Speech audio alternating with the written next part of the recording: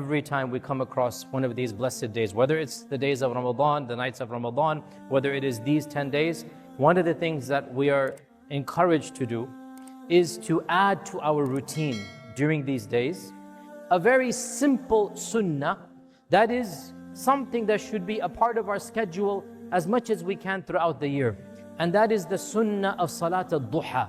The sunnah of Salat al-Duha. Salat al-Duha is a very, very strongly encouraged sunnah. It is small in its time frame, and yet its reward is massive. Where scholars say that despite the fact that it is shorter, its rewards are so great, is that duha time frame is typically the time frame when we are busy with the dunya.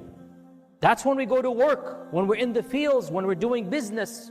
So if we can break away from our dunya routine, even for 10 minutes, 5 minutes, that blessing is equivalent to a much longer time frame outside of Salat al-Duha. And Abu Hurairah radiallahu anhu said, my Khalil, my best friend, he advised me 3 things. I will never leave them until the day that I die.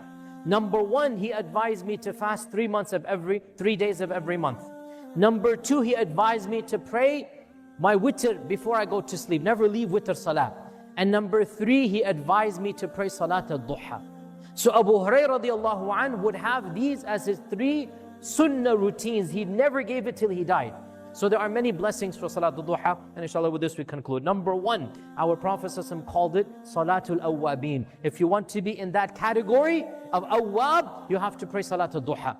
Number 2, our Prophet ﷺ gave it of the specific advice to Abu Hurairah, that he said, Awsani, the wasiyah. Number 3, he considered praying even 2 rak'ah, which is the minimum, to be equivalent to having done your duty to thank Allah for every single blessing that you have been given. That's the bare minimum that we should do. Number 4, our Prophet ﷺ added something to that, and he said, whoever prays Fajr in Jama'ah, and then sits in his place doing dhikr, and then prays 2 rak'ah, which is the earliest time for Salat al-Duha. By the way, Ishraq is what you call duha when it's done early.